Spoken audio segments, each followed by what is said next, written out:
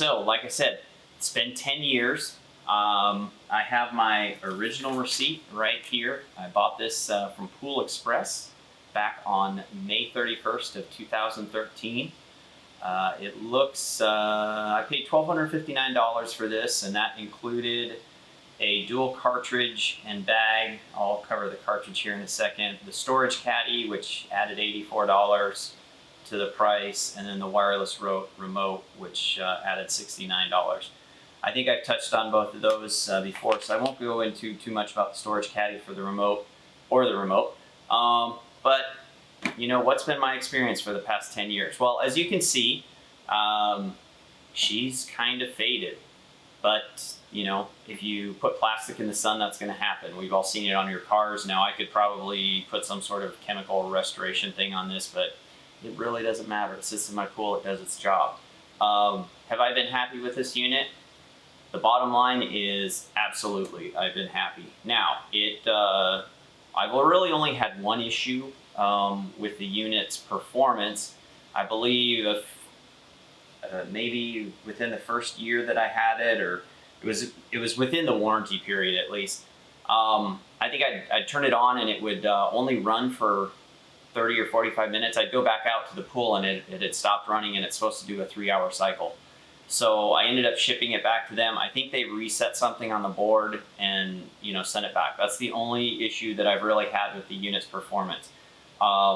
It sat in a closet for several years because my pool, back when I lived in Colorado, the vinyl liner, it was an in-ground pool, but that original video, that pool had a vinyl liner that cracked. And so I stopped using the unit because I didn't have a pool. It sat in a closet for several years, and then when I moved out here to Florida, I got it out of the box, threw it in the pool, and it fired right back up, and it's been cleaning ever since. So a couple issues that I've had. So this is the dual cartridge system that I bought. You know, for those of you that have this, you know that on the bottom side here, the cartridge system just slides in, or you can use the bag system. I have the, I don't know, whatever you want to call these filters. That's the ones that I've been using pretty much for the last couple years exclusively. And let me move this out of the way for a moment. And I'll cover just the cartridge system here. Now, this is the original one that I bought 10 years ago. I probably should have replaced these, but you know what? I hose them off every couple days and they've been working just fine. They'd probably work better if I replaced them. The issue that I've had with this is this is kind of like snapped together. I think when I bought it, I had to snap it together, but like all the little snaps have just broken off over time. And so these frames would be very loose and like debris would come out. And, I tried to epoxy it and the epoxy didn't hold. I'm not sure if it was just bad epoxy or what, but most recently I used just the regular old Testor's plastic cement, you know, that you use for putting together models, and that seems to have been holding up pretty well. So I just had to clean these off really well, put on a little bit of plastic cement, and then I was able to continue using this. So other than a little bit of, you know, personal repair on my own end, no problems with that. So the last thing I will touch on in this video is, I'd say within the last year, hopefully you can still see this. One day, I think it was on the bottom of the pool, I didn't even realize what it was. It's kind of like a foam.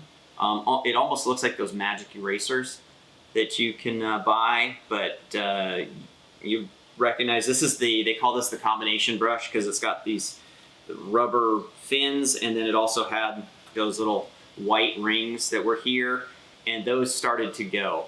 They were so old they broke off, and then it would actually suck them up into the machine, you know, as it was cleaning the pool.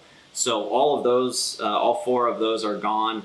And then I think there are, I don't know if it was on all 4 corners, but there are these little rubber, I don't know, bumpers or whatever they were. I think I've lost, well, there's still 2 here.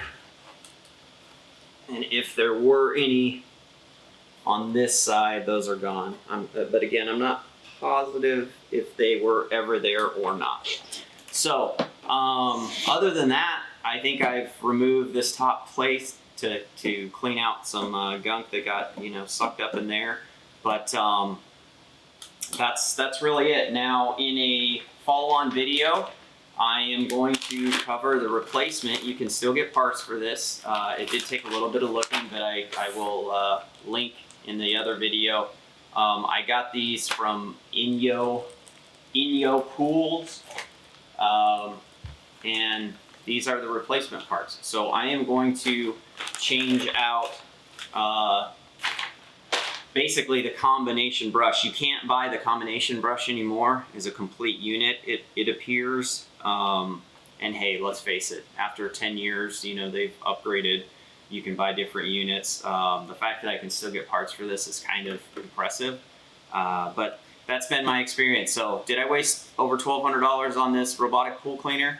Absolutely not. It's been a great investment. It's still running, and it's just going to need a little bit more TLC, but I have no doubt that it'll keep going. So hope you enjoyed the video.